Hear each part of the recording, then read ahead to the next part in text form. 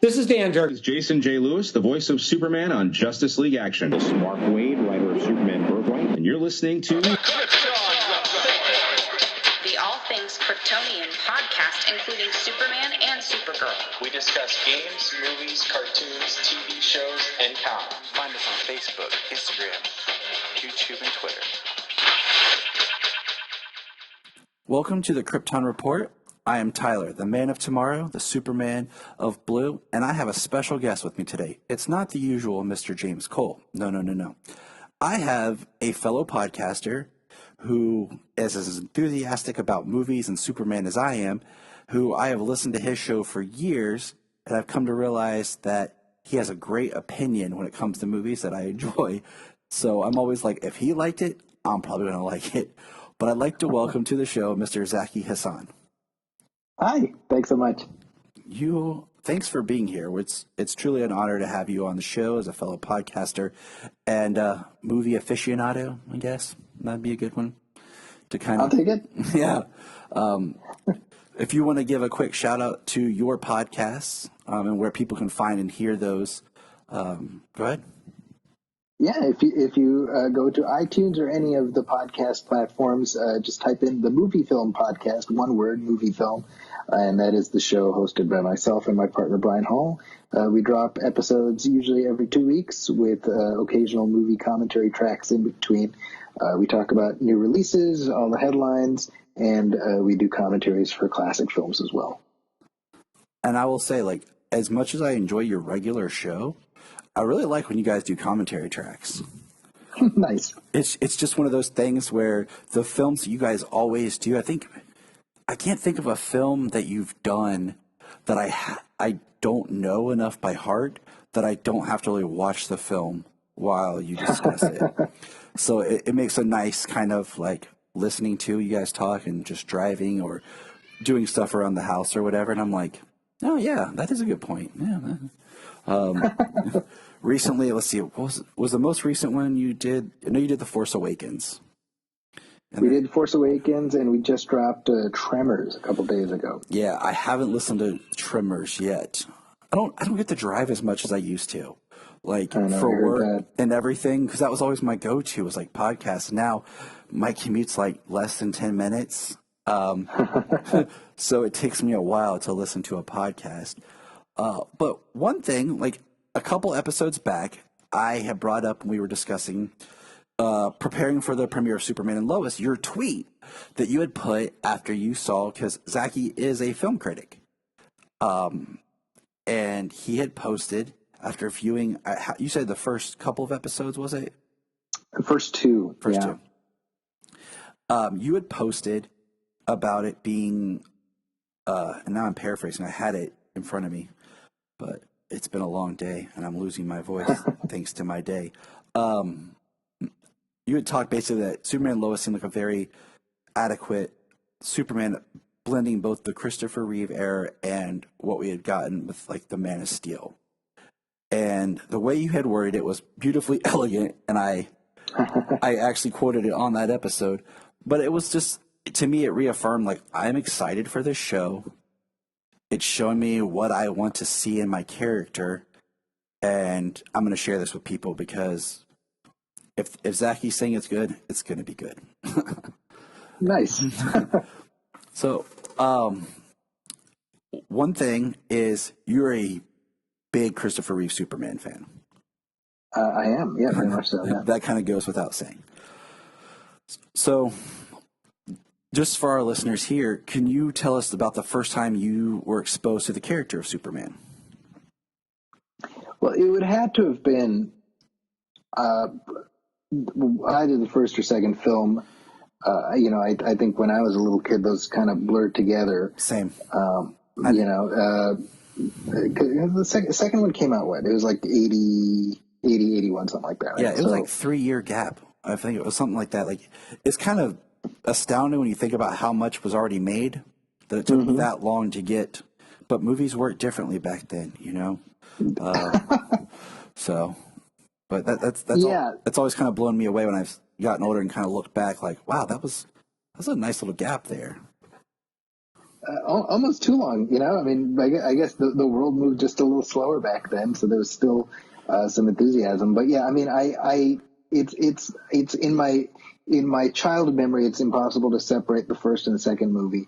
They were both kind of a lump. So I mean, for me, you know, Christopher Reeve was Superman, and so that was my first exposure to the character. And then in terms of the comics, you know, I have very distinct memories of buying a an issue off the rack of a 7-Eleven store down the street from where we were living in the suburbs of Chicago, and it had this Gil Kane cover. It was beautiful, and it had this little kid dressed up as Superman, and I remember loving the cover and not as much loving the interiors, which were by Kurt Swan. So my relationship with Superman, at least initially, was really liking the movie version and not having any real affinity for the comic books at the time. And the issue, by the way, is 388. So this is like, when would that have been? Like 1982 or 83, something like that. I didn't get into the comic books until the John Byrne reboot, which, you know, 86 or so. And actually my first, when I started buying Superman comics, it was actually a couple of years after Byrne left. My very first issue that I remember buying, because I lived in Chicago when I was a kid. I moved to Saudi Arabia when I was like 3 or 4. And so I spent about 10 years there. And one of the few comic books that was available there was The Adventures of Superman. So very first issue of Adventures of Superman I bought was when the Eradicator creates the Fortress of Solitude, and the cover says Eradicated or something like that. And it was Dan Jurgens, inked by one of the Kubert brothers. I think it was Andy Kubert. And so that issue has like very clear memory in my mind. But from there, I worked backwards and forward. And so for me, the post-crisis John Byrne version of Superman is my Superman. It's so interesting, just when you kind of look at certain things in perspective. Like, one of my friends right now, he has been reading Superman comics straight. He started a while back with Action Comics 1, and he's been working his way straight. And, you know, it's been really interesting because we'll talk about the different portrayals and things, and he'll talk about, well, you know, in the comics at this time, like, this wasn't how this was, or this, you know, how this wasn't. And it's really interesting to get that perspective. He's now made it to the 90s in his reading. And it's so interesting because when you think back, like, you know, I remember, like you were saying, as a kid, Superman 1 and 2 blurred in my head. You know, the version I had was a off-TV taped version. And I think it was where they played them back to back or something, you know. I still, to this day, can watch Return of the Jedi, and I can tell you when the commercial breaks were. Because you know, it's funny. My partner Brian says the exact same thing about Return of the Jedi specifically. And the commercials were here. The commercials were here. Yep, because until they did that 1997 THX trilogy release, all I had was Return of the Jedi from TV. And so when you look at it, like, you watch the Christopher Reeve Superman, and as a modern person, you could be like, well, that's weird. Why isn't Lex Luthor running LexCorp or Luthor Corp or Rich? And then you're like, well, we hadn't had that John Byrne reboot yet. And you're like, oh, okay. So it kind of puts certain things in perspective. Like when you get to Lois and Clark, where you're kind of like, man, Clark is too cool of a guy. But then when you look at where, you know, Clark was in the comics at the time, you're like, oh, that makes sense now. While this version is what we're getting, you know, and it's one of those things that Christopher Reeve's Superman in his film is so much of a large shadow that no matter what has been done in the comics, and you can do a modern version of that character, people always will be like, well, Clark's supposed to be more like this. I'm like, yeah, but at the same time, what Chris did was never exactly with what was going on in the comics at the time. He took it to a new level. And it's interesting that has been so profound in just the character that even people who've read the comics, that's still like the way they identify the character. Burns we recently read Burns' Man of Steel. Mm-hmm. And I hadn't read it in several years. And I was looking at it, I was like, the first issue to me, if you were writing comics now, would have been a good, easy 3 issues. They would have filled that out, padded that out. Because I feel like that's your reboot right there in the first issue. And then issues after that are like, they're not like a continuity. It's like monumental steps in his career. Yeah. So, my partner James had never read it until this. And I was like, oh, yeah, I've read it. It's been years. We'll go and read it together. And then as we're doing it, I'm like, man, this is really interesting the way this is written. Because I thought in my brain that Man of Steel was like the miniseries into the reboot and it was kind of more chronological. But as we were reading that first issue, I'm like, okay, so here's his reboot origin story, growing up, and now he's Superman, and all in one issue. That would not fly today. No. I mean, I think the I think it's 6 issues, right? Yeah. The 6 issues, basically by the end, like it spans like a good 10 years, I think. Yeah, that was another thing that was getting me as we were reading it. I'm like, okay, there's lines of dialogue where he's talking with Lois and references to Lex about elapses of time. And I'm like, wow, like this is because like issue 1 is his origin. Issue 2 is meets Batman, meets Lois, meets Lex. It's just like these high points of his career. And I was like, I recommend reading it, but it's just so interesting from a modern comic reader because I read a lot of Superman hit and miss. It was very hard to find comics. The best place I actually found comics was when my dad would take me to this little shop where he would get for his uniform. He was in the service, like ribbons or special like buttons or stuff like to fix or pieces of uniform he needed to buy. There was a spinner rack there. And that's the closest I had to like a comic place to go until I got older. So Superman comics were hit and miss because one birthday I got one of those Christmas gift boxes, It was full of Batman, Superman comics, and then I had the VHS of the Max Fleischer Superman cartoons. Oh, wow. Okay. So, like, that was, kind of what I had until later when you could actually start to get a hold of media. And it's very interesting hearing the type of stories of, like, now when my son goes to tell, when were you exposed to Superman? He says, well, I first saw Superman here, and we watched this, and then I watched this, like, in a week. I knew everything there was to know about this character within a week because my dad had every DVD there is possible. And for people like our age, a little bit more scarce, it's like, well, I only saw it here because, like, the film wasn't available to rent, or maybe it was showing on cable TV, or, whatever. It's such an interesting ride to hear where people kind of found this character that don't have all the options like we do today. Right. So we're just gonna kind of continue through just high points of Superman and like what the character's meant to you and where you think the character's going and just some thoughts, some kind of chat on whatever, because it's just fun.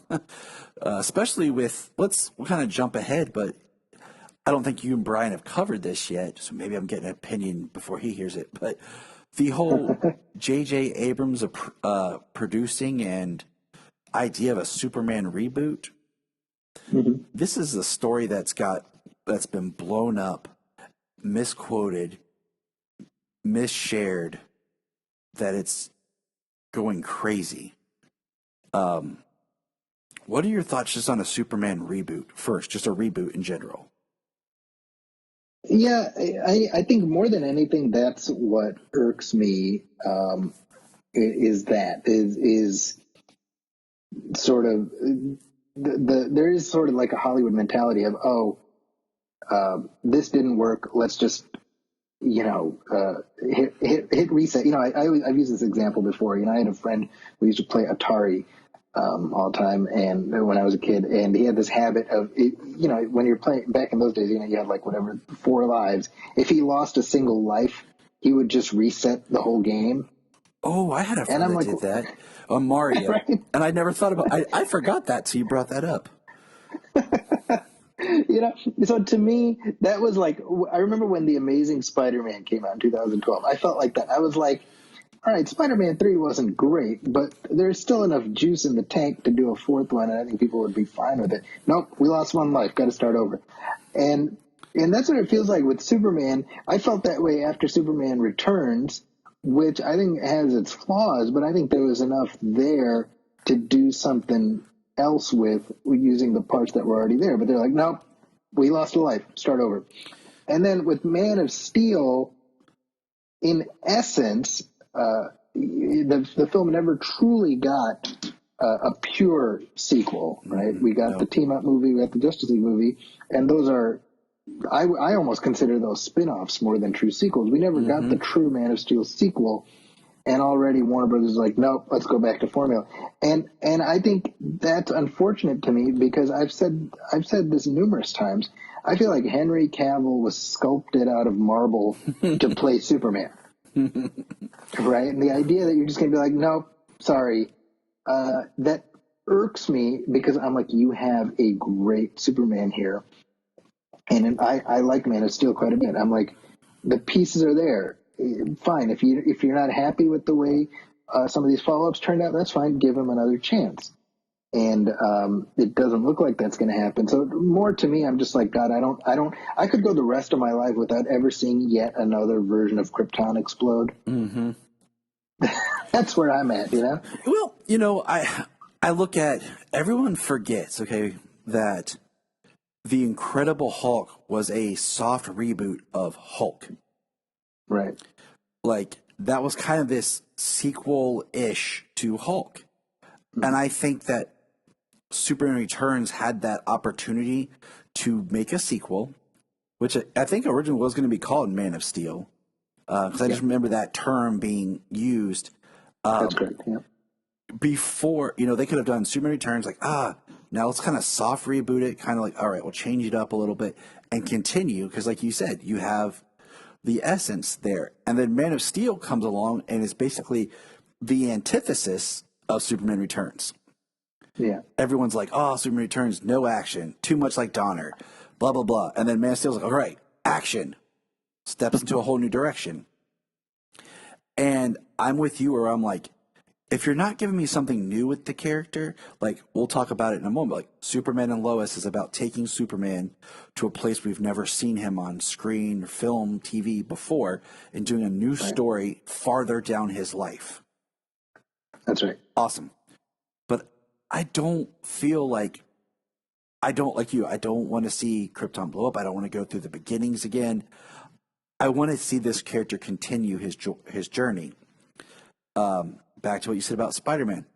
I felt like The Amazing Spider-Man, when they first were talking about it, I was like, man. But then they talked about, putting him back in high school and getting a younger actor. I'm like, oh, okay. But then they get Andrew Garfield, who was like 28 at the time, And I'm like, okay. And then they're like, in high school. Then the next one, they're like, okay, graduation. Boom, out once again.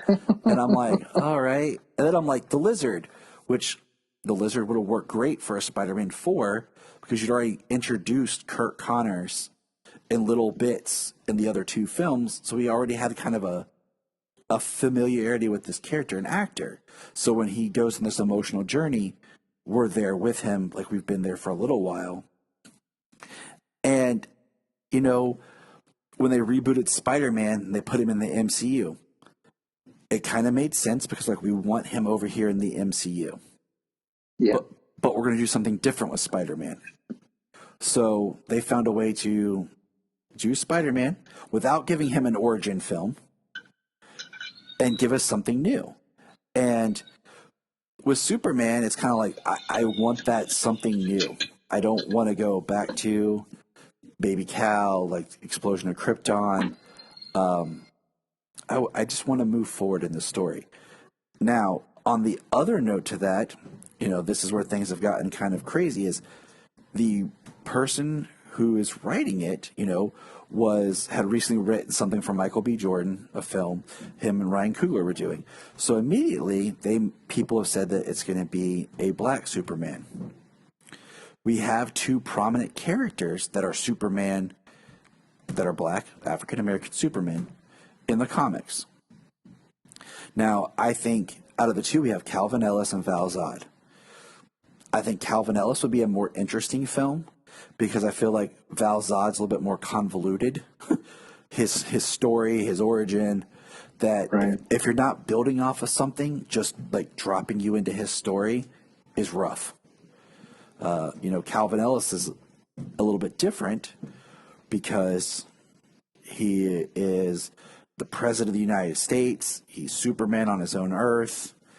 There's not that kind of tie to the Clark Kent Superman the way Val Zod is. Right.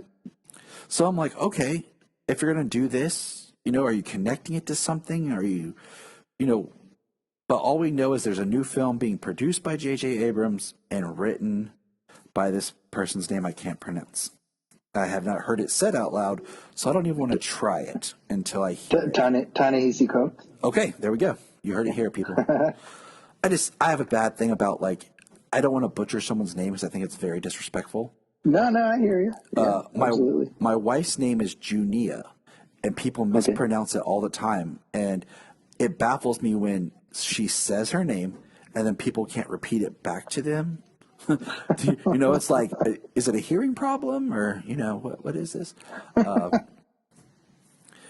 So I'm kind of like, okay, if you take it in a different direction, awesome. But I still think Henry deserves, his chance to really be, Superman and get a proper sequel and get a chance to cap off his time as this character. Yeah. You said he was carved out of Marvel. I agree with you. Like I said to my wife, I'm like Tyler Hoechlin's Superman feels like the everyman, the average man Superman, where I could see him kind of blending in and no one noticing he's Superman. He's fit, he's in shape, but I could feel like he's kind of like oh yeah, we're buddies. Henry Cavill's, I'm like, yeah, there's no way that anyone's mistaking this Adonis for little me Clark Kent, and not Superman. Yeah. But, another thing, Man of Steel was not designed to be the start of a universe. If you go back and look at its origin, I don't know if you knew this, but I've tried to find the article for years, and I haven't. But in the original Green Lantern script, there was supposed to be a scene where the Ring was searching on Earth, and it went by Clark Kent. And it scans him and says Kryptonian, and then moves on to find an Earthling. And they wanted it to be Henry Cavill. And they said, no, our film is its own thing. We don't want to be tied with anything else. Okay. And I'm like, oh, that's very interesting. That then after Man of Steel, they're like, okay, we're going to use this and create our own universe. And we see kind of what's happened since then. I think I think part of that is the Christopher Nolan influence. Mm-hmm. I remember he was very adamant that his Dark Knight films obviously exist completely on their own. I remember he was adamant that that Justice League movie that George Miller was supposed to direct not happen because he didn't want it overlapping with his movies, which is funny now, right? Because DC, it's like the exact polar opposite. Like, hey, whatever, catch as catch can. Yeah, it's just everybody do their own thing, which I think to some extent is a direct reaction to Christopher Nolan keeping things so close to the chest. I think some of the folks at Warner Brothers would say that essentially limited what they were able to do with the DC universe. Mm-hmm. So I think the idea of Man of Steel being an island was an outgrowth of that. I mean, that said, I mean, the movie does have like a little Easter egg with the Wayne satellite or whatever that is, right? That's all post. That's all post. You can change out the computer. Right. So, but even that, you know what I mean? It's stuff where it's still at arm's length, you know? A quote unquote universe is still at arm's length. So I don't fault them for that initial, the initial approach of doing it there. I mean, when you think about it, I mean, Iron Man did the same thing, other than the little piece at the end with Sam Jackson. It's its own thing. I think that where the DC folks got into trouble was trying to very quickly ramp up to compete with Disney and Marvel, and without even getting into the relative quality of the follow-up films. I'm just looking at audience reaction. It feels like it's not what Warner Bros. Would have hoped for. Mm-hmm. I've often said that I wish that with BVS, I wish I didn't know that Gal was Wonder Woman. Mm-hmm. Because if you watch that film not having that knowledge, you could almost believe that she's a Talia al Ghul. Like if the way she talks, the way she references stuff, the way she's with Bruce, like you could see it. And then I kind of wish we didn't know that they just one of those like, oh, Gal is cast in a mystery role. And, oh, okay, cool, And then you're watching the film and, they have that line, Mrs. Prince, Miss Prince. And then you could have been like, are for real? And then she drops in, you just would have lost your mind. Nice, yeah. And because I agree with you, like, they just were like, let's just go. Let's do this, Yeah. And it, good or bad, I don't mind having like this is the movie Batman, this is the TV Batman, or whatever. It gets more confusing when I have this is Bruce Wayne on this show, this is Bruce Wayne on this show, then this is Bruce Wayne on this, and in a weird way, we kind of have almost 4 Bruce Waynes right now. Yeah, right. Because we have the really poorly cast, and I say this, version on Titans. The actor is not bad. I just don't really see him as Bruce. To me, he's more of a refined Alfred. And then I think they had a person play the face of Bruce Wayne, but he wasn't Bruce Wayne on Batwoman. So we've already identified what Bruce Wayne looks like in that universe. Then you have Pattinson and then still Affleck. So there's 4, at this moment. So the property, I think, right, like you said, right now, like it can get watered down or confusing, but at the same time, it's nice to have different stories. I would love to see that documentary that they had talked about producing about the George Miller. There was a group of filmmakers who were, this was years ago, were going to work on it. And I would love to see, and it was shortly after those behind the scene photos and costume test pictures came out. They had talked about making a documentary, because I love the whatever happened to the Death of Superman Return, or can't talk, the Death of Superman Lives, whatever happened to it documentary. Mm-hmm. Have you watched that? I've seen bits of it. I haven't seen the whole thing. It is a really interesting documentary to watch, because sometimes I forgot when this was supposed to take place. Like in my brain, I thought like 97, because it talks about, talks and post conversations like 97-ish, and then they talk about, well, when this shut down, these people went and worked on the Matrix. Because for some reason in my brain, because of how my life happened, 97 and 99 were like super far apart. Because to me, like, it was that 97 was middle school, child. We moved to Ohio in 98, and then 99 was my freshman year of high school. So like, it's like childhood into teenager years. So it's like they have this distinction of like 97. I think, oh my gosh, that was the bad year for comic book movies. Steel, Spawn, Batman and Robin. That's right. You know, and then 99, I think, oh, The Matrix, episode 1. But they weren't that far apart, you know? Right. So I highly recommend checking that out. The only negative about that documentary is there's no, like, interviews with Nicolas Cage. Right. There's, like, release footage or whatever of him, but there's no, like, sit-down interview with Nicolas Cage about it. And I'm like, they get Tim Burton there. You know, and he's talking about it, and they get the writers of the different scripts to talk about it. But I was like, man, to hear Nick sit down and like actually get to talk about it would have been really eye-opening. It's one of those what ifs. Yeah. And it baffles me that the studio never knows what to do with Superman. Like you listen, like the Superman, the J.J. Abrams flyby script. How he was going to make him like Kryptonian royalty, and like his uncle was coming for him, almost like very Shakespearean. Yeah. And then you read, like I said, the Superman Lives script, and you're like, this is bizarre. And then what else baffles me is just talking about the description of the characters. You would think that Superman, oh, that's perfect for the big screen. Batman, that's perfect for a TV series. But it seems the other way around is what's worked. Yeah, it's true. You know, I mean, how many TV series have we had of Superman? 4? Yeah.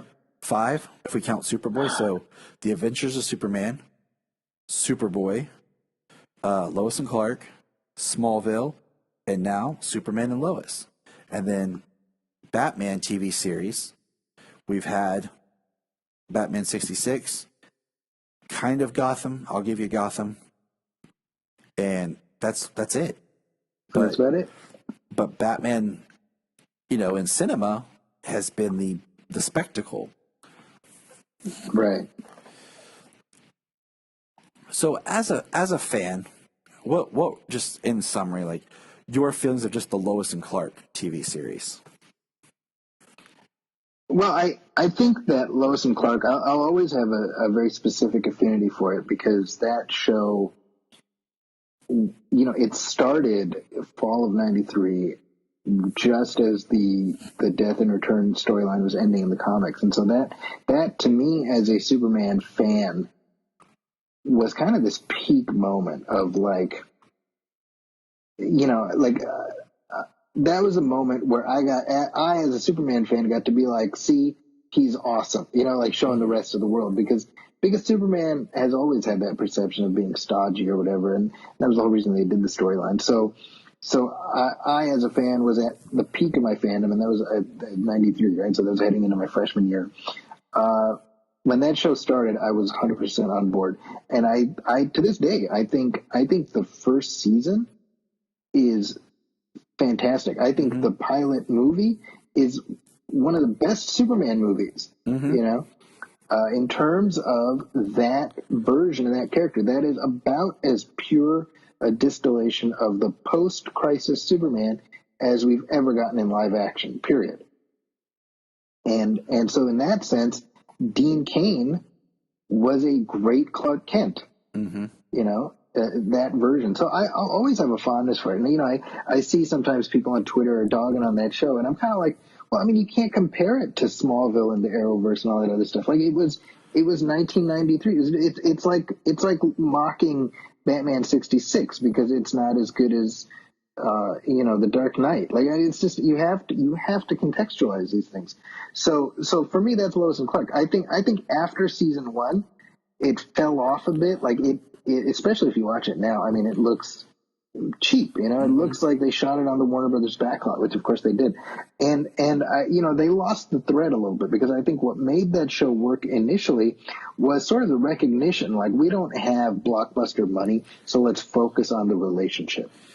And I think for season 2 and on, I think they probably got, you know, network notes being like, no, we need more villains, And so that's how you get, Sherman Hemsley and Emma Sands and Bronson Pinchot, and kind of like they're doing like the Batman 66 thing where it's like a gimmicky villain of the week.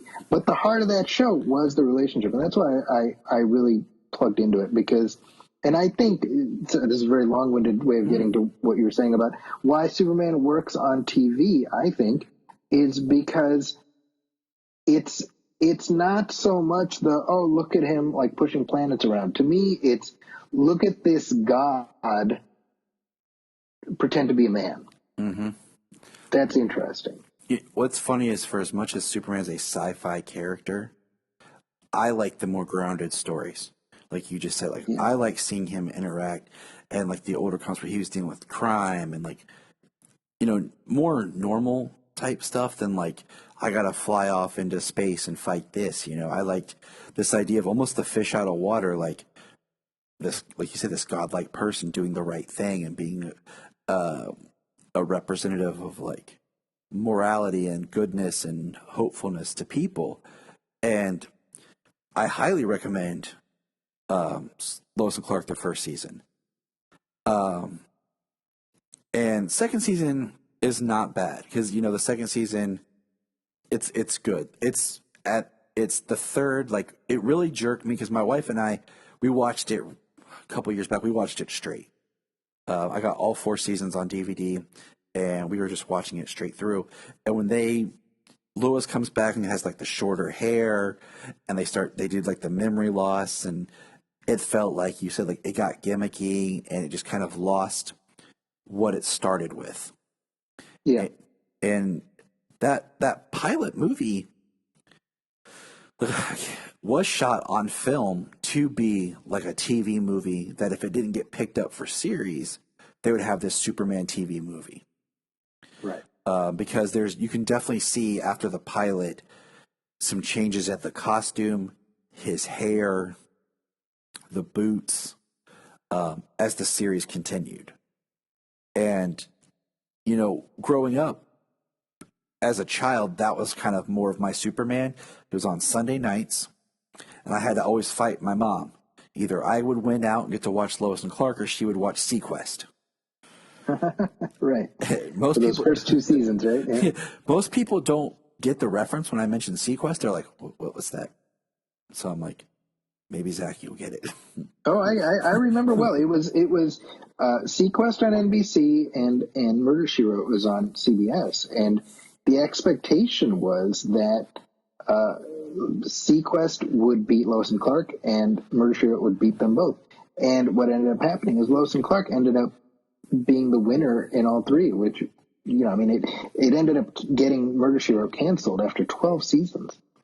I mean, sidestep on Murder, She Wrote. It's like when I watch Murder, She Wrote with my grandma, and I watch Scooby-Doo with my kids, I think, do these people have a complex? Because it's like everywhere they go, there's either someone dressed as a ghost they have to solve, or there's someone being killed that she has to solve. Jessica Fletcher was just the Grim Reaper, yeah. I'm like, I felt bad. Like, Jessica Fletcher's coming. Nope, keep her out of here. Like, she stays on that side of town. We're okay over here. And, so, in the 90s you had Lois and Clark, and then we had the animated series, and then what are your, we're kind of just going through the history here, and like your thoughts just like on what the build up and everything for Superman Returns.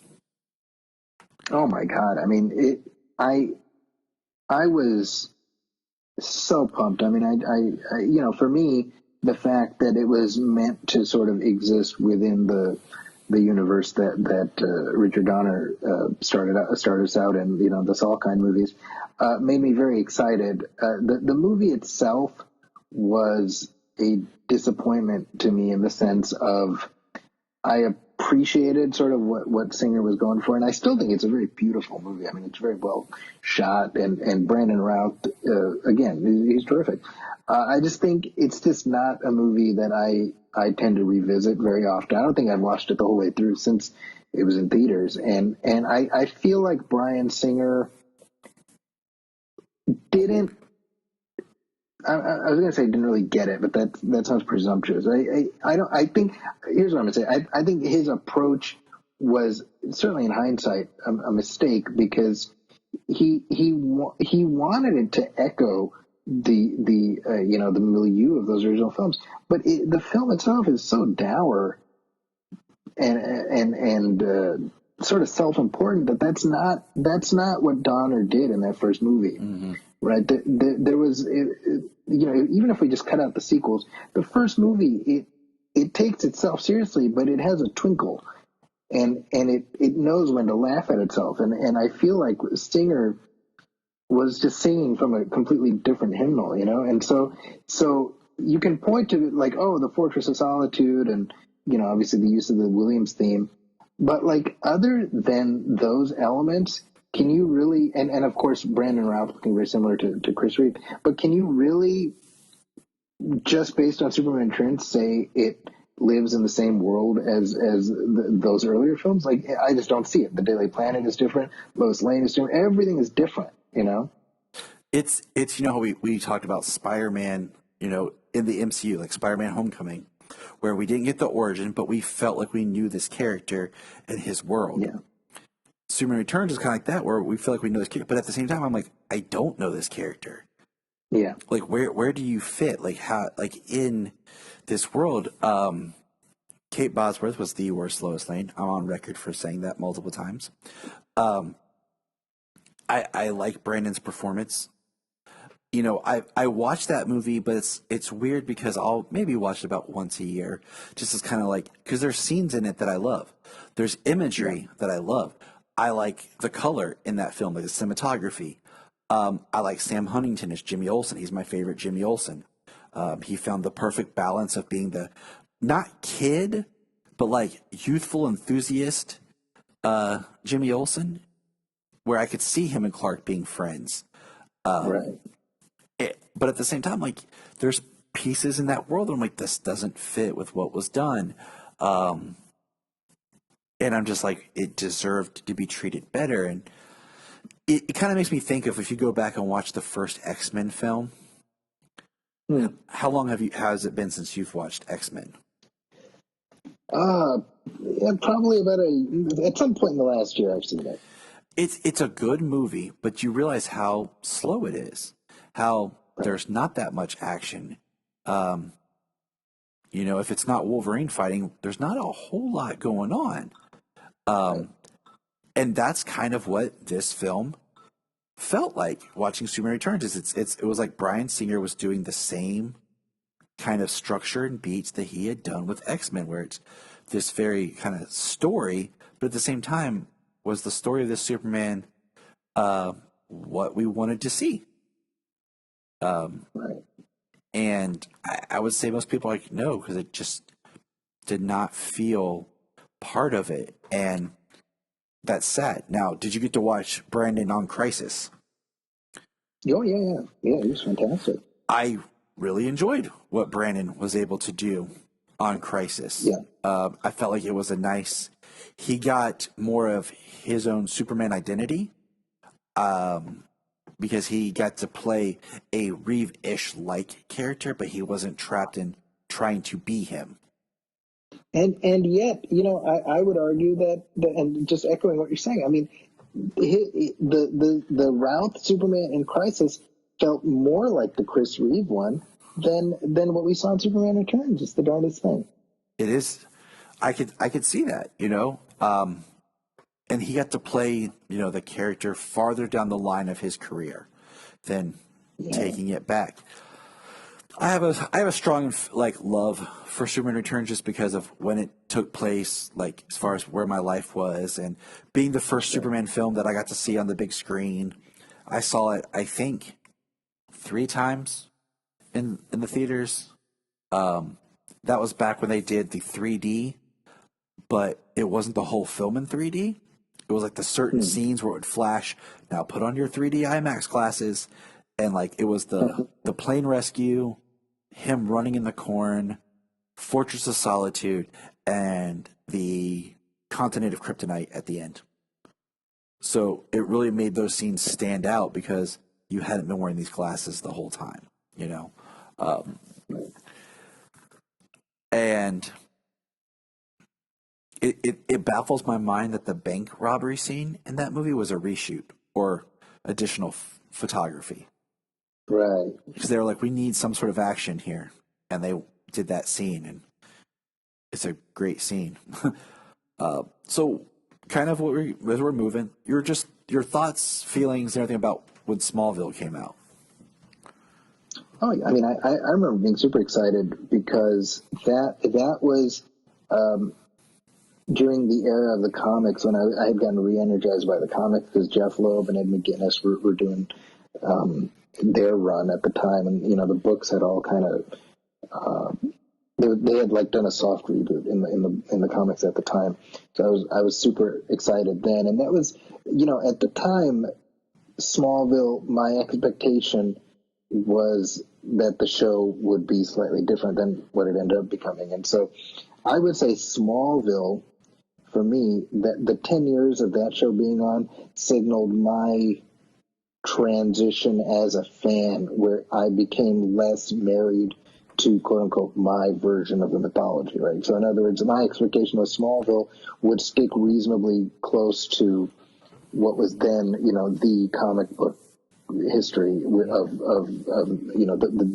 the post-crisis version, and Smallville kind of went off on its own and did its own thing. And so at that moment, for me, it was actually helpful because I was able to say, okay, this is a mythology that's going to keep changing, and people are going to keep plugging in to different aspects and different things, and all those things are going to go off in different ways, and that's just what Superman is. And for me, it made me, first of all, able to accept Smallville as its own thing and appreciate it, and I still have a great deal of affinity for it. But it also just made me appreciative of just the many facets of the myth, Mm-hmm. And so by the time we get to Superman Returns, which was like the fourth or fifth season of Smallville, I was at that place where I could just be like, man, isn't it great how Superman just keeps getting reinvented, and they were able to keep doing new things with it.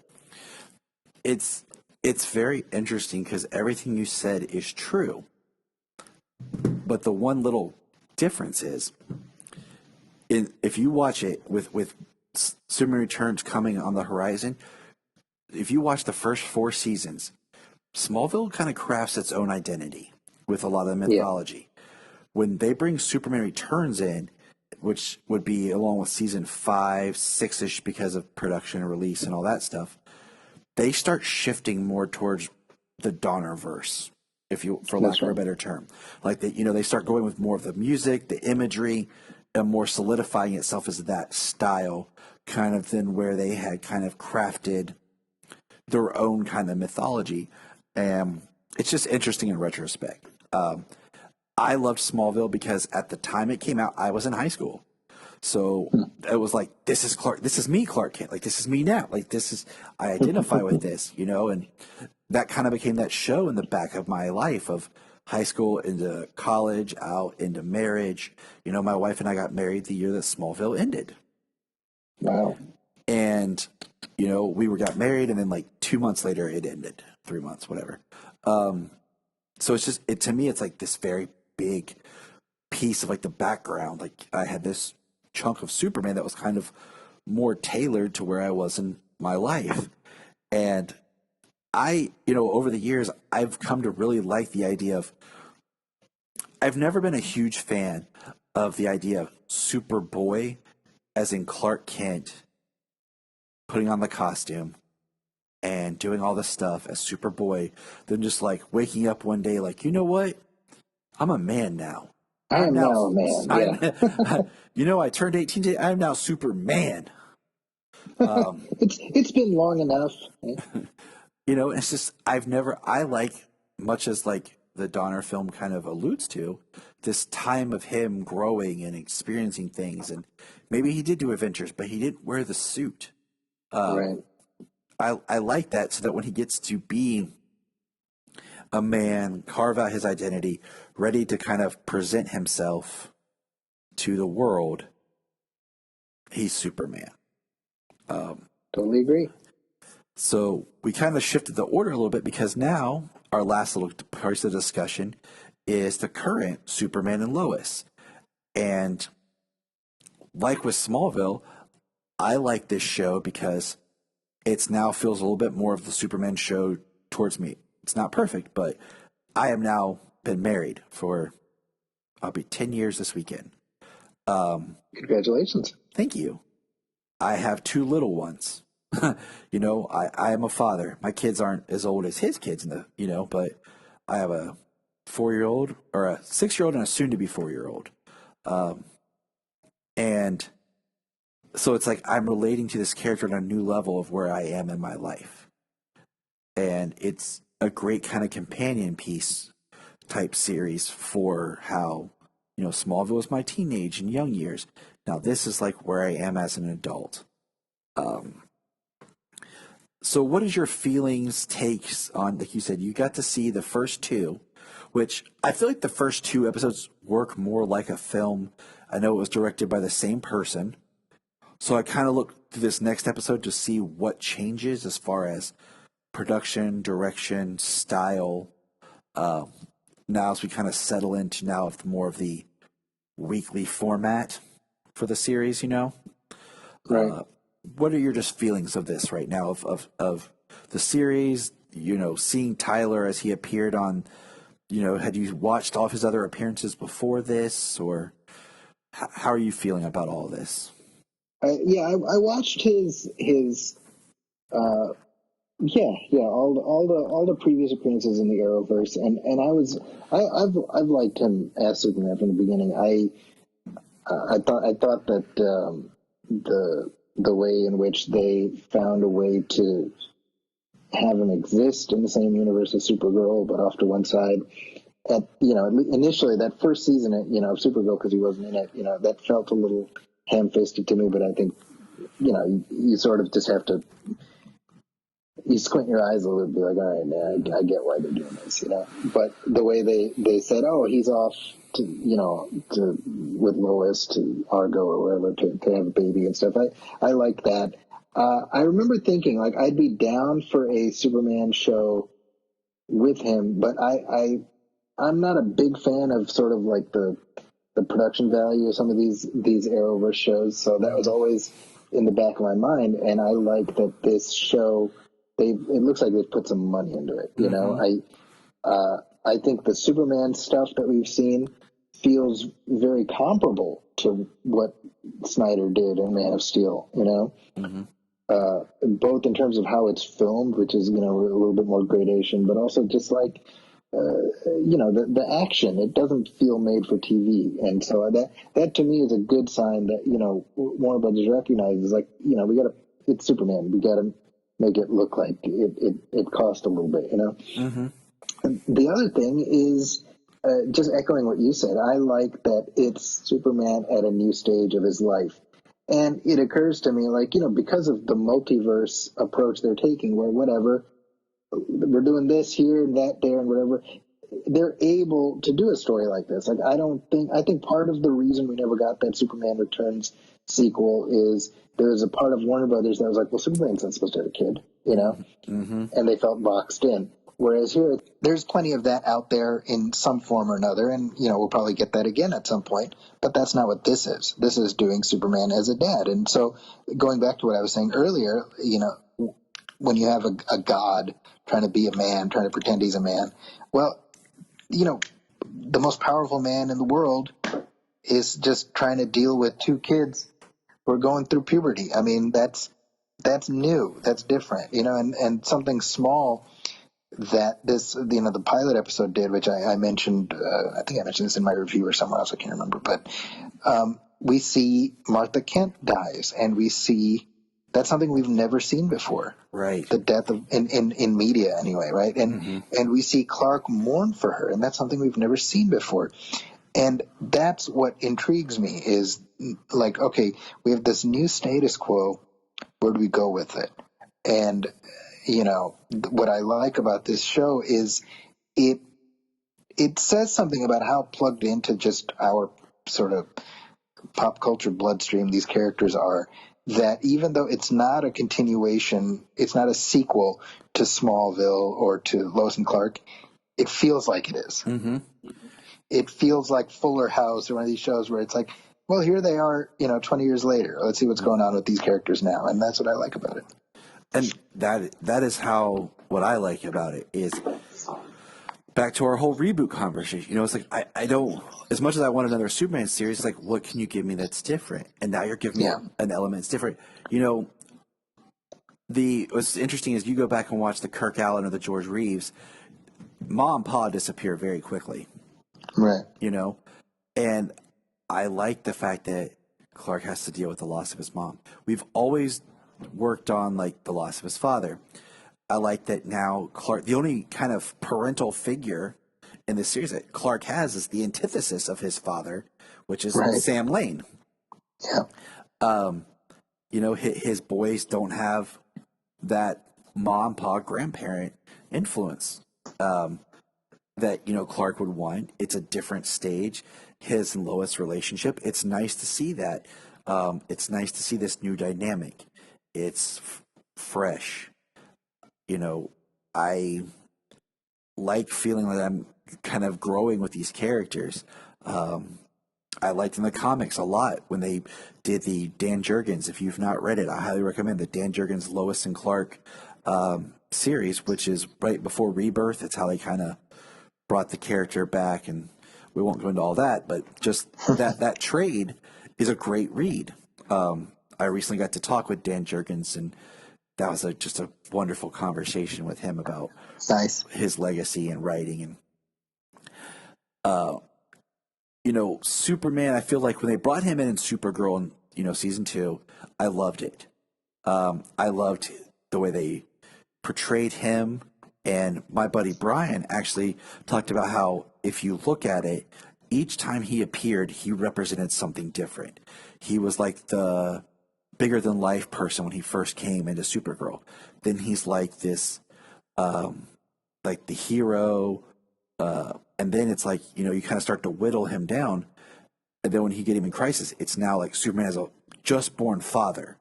And he's just trying to help out and put things together.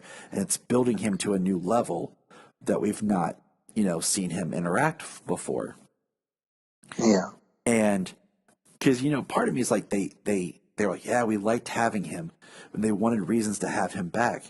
But they didn't know what to do with him. Because they're like, we can't have him outshine Supergirl on her show. We can't have him outshine Oliver. He's the face of the Arrowverse, we're about to kill off Stephen Amell. We can't have Superman outshine him here. And it's one of those things where it's like, what do we do? And then they're like, now we're getting the respect to the character and to the actor portraying the character that he deserves. Yep. And when they cast Tyler, I was like, huh. I was familiar with just his work on Teen Wolf. And I thought the first 2 seasons of Teen Wolf were pretty good. It's still a teen drama, but they did difference in mythology, which was cool. And I liked his character. So I was like, okay. That first picture came out, and I was like, ooh. And then it's like, the CW, I feel like, they're like, okay, we need to get a picture out. Just grabs him off the street, puts him in the costume, takes a picture. Because most every costume reveal is, look at the Supergirl, the Flash, both of their costume reveal photos were, But then when those set photos come out, you're like, there it is. I see it. I see it now. And I wanted more with this character to see this world because, it was a new face on Superman, so maybe we can get a new story. We have a Superman with Supergirl for the first time, like official Supergirl. We know how Smallville went, doing things together. And I will admit that the shirt rip that he does in that episode of Supergirl, he runs down the alley, takes the tie off, rips the shirt. My favorite shirt rip scene for Superman. It's just, it gives me the chills. It gives me, the emotion of just, he's in a hurry. Watch him, take off. And one thing I had read was that this show, maybe I read it or heard it, I don't know. What they wanted to kind of compete more with the HBO series. Right. So they put more money into it. They initially it was just going to be the 13 episodes. Now it's 15. And it got renewed, which is happy news for season 2. They wanted to give it a bigger budget for the CW, and I, like you, was like, I know the production on some of these shows. Like, I feel like, not bashing on anything, but like, I feel like Batwoman is like the most underfunded show. It's like their C stringers, or like production is over there.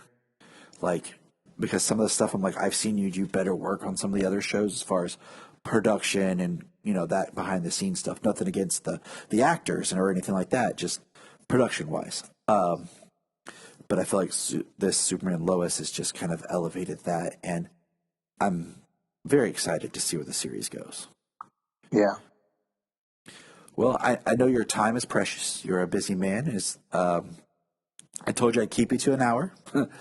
What are anything else you just like to say about this? Your love for the character, your, best experiences, hope for the character, or just final kind of thoughts on just Superman in your relationship? Well, one thing I'll say, and this is something I say all the time on Twitter to anybody who'll listen, is reinvention is just part of the myth, and just because the version you like, the general you changes, doesn't mean that new versions won't be just as valuable and precious to everyone else. And that's very much reflected in what you've talked about, during our conversation. I tell people this all the time. It's like, it doesn't always have to be Christopher Reeve. It doesn't always have to be Dean Cain or anybody, but each of those is somebody's favorite. Mm-hmm. And I was watching the pilot, rewatching it, I should say, with my wife. And I was telling her that I was like, there's a whole generation of kids right now who Tyler Hoechlin is going to be their Superman. And I told my wife, I was like, that is awesome. Yeah.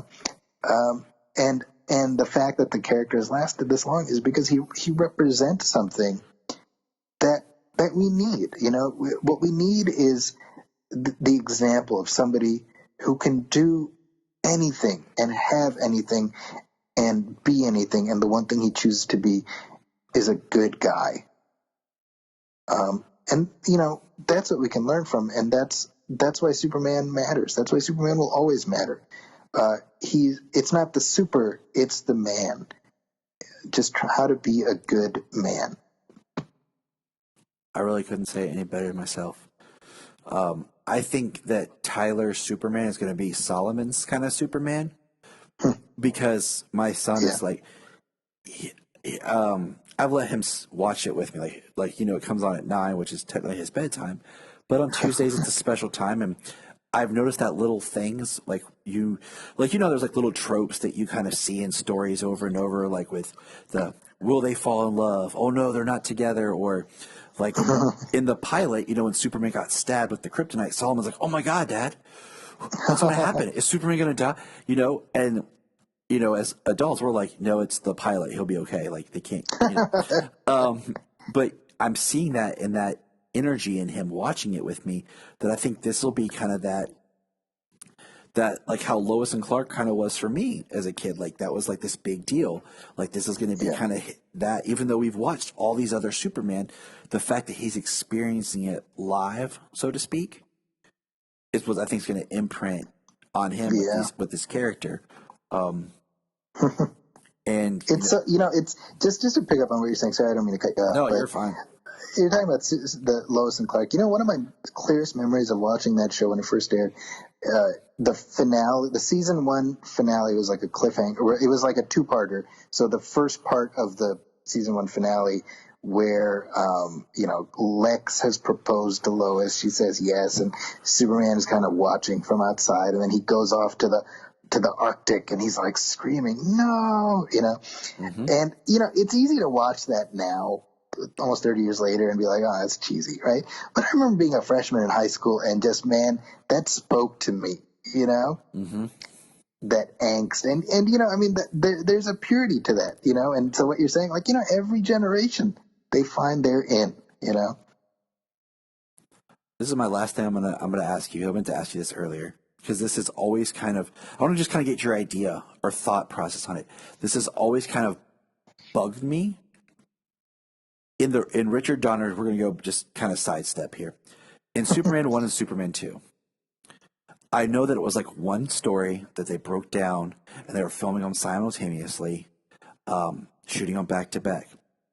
And I know that, they had to compromise the end of Superman 1, and they took like the ending from Superman 2 of him spinning the world back, because that was supposed to be in Superman 2, and put it in Superman 1. The part that's always kind of bothered me was Lois supposed to die initially in Superman 1 or 2? Like, how did that work out?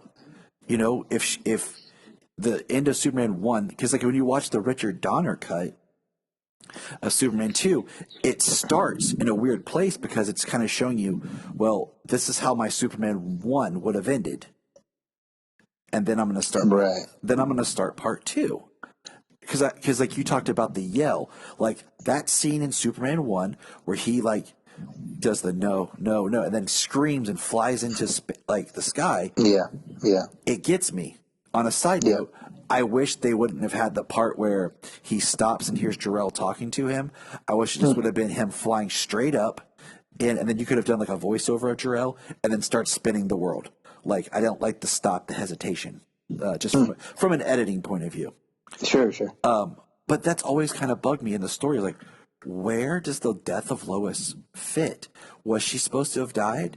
Was that something that they did as a side story? Like, maybe we'll do this, or, how did that come to be? I don't know if you know anything, or just I've never thought about it. Because, for a long time, I never really thought about it until like the past year when I was watching, because I did a 2x2. Like, I watched 2 and then I watched the other 2 for comparison. And I started thinking about the story. So, I think the initial plan was Superman, the movie ends on a straight cliffhanger. So Lois is not dead, but it's like the basically everything after the bomb goes off was not intended to be in the movie originally. So the bomb goes off, Zod and them are freed, and they're like, free, and then credits to be continued next year or whatever in Superman 2. Then, 2/3 of the way through, they're like, we don't even know if we're going to be able to do a sequel. Let's just come up with an ending. And so at that point I don't know if the specific execution in the film was the way they intended to execute it in Superman 2, but my guess is Lois would have died at the end of Superman 2, because I think that's the only thing that makes sense as Superman violating that basic thing of it's forbidden for you to interfere, right? I think by adding it into this is why I'm not a big fan of the Donner cut, because to me it's like, like is this Superman just doing this now all the time? yeah. He's like, oops, screwed up. I need a mulligan. Yeah. Yeah. Oh, I totally, and that's why like you have to watch the Donner cut. It's like the thing in the back of your mind, like you have to watch that beginning and like, this is the end of Superman 1. What I'm thinking of didn't happen. This is how it was supposed to end. Right. Now, exactly. because I, for the longest time, I'm like you said, you're like, is this just what he does now? Like, oh, that messed up. It's back to your Atari reset. Oh, I messed up. Between turning back time and the amnesia kiss, which he does multiple times in those films, you're like, man, Superman's a dick. Yeah, I mean that, and then he goes back to the diner and fights that guy. He beats up the guy who didn't do anything to him. Because I'm like, didn't he spin the world back and then goes back to the diner? Yeah. So that guy never fought him because he reversed. It's like, how far back did you go? Like, what's funny about that, by the way, is like, even if you remove the turning back time thing, like in the theatrical cut of Superman 2, that's still a dickish thing for Superman to do. Mm-hmm. Where he's like, I'm gonna beat this guy into a coma. That'll show him for humiliating me. You know what I mean? Yeah, because he turns back time far enough that Zod and them go back into the Phantom Zone. Yeah. So it's like, it's a conundrum. He's like, well, then none of that movie actually happened. Like, yeah, I'm not a fan of that as as the end. I mean, just in general, I think the Donner cut to me is like, it's like an interesting, it's like a DVD extra. I don't consider that the true Superman 2. I'm just like, no, the one we got in theaters, for all its faults, it is what it is, And I mean, I agree with you. Like, there's things I like in the Donner cut. Like, I like the Christopher Reeve screen test with Margot Kidder. Yeah. I like seeing that. There's things that I like, but it's one of those, like, we never really got the sequel that we deserved or that they wanted, and we take the best with what we have for the story. That makes sense with how you put that, with how they probably came up with the ending and looking at that's my guess. Yeah. I mean, it makes the most logical sense of, like, let's just give this the best emotional beat. If we can't do a sequel, if we do, we'll figure it out.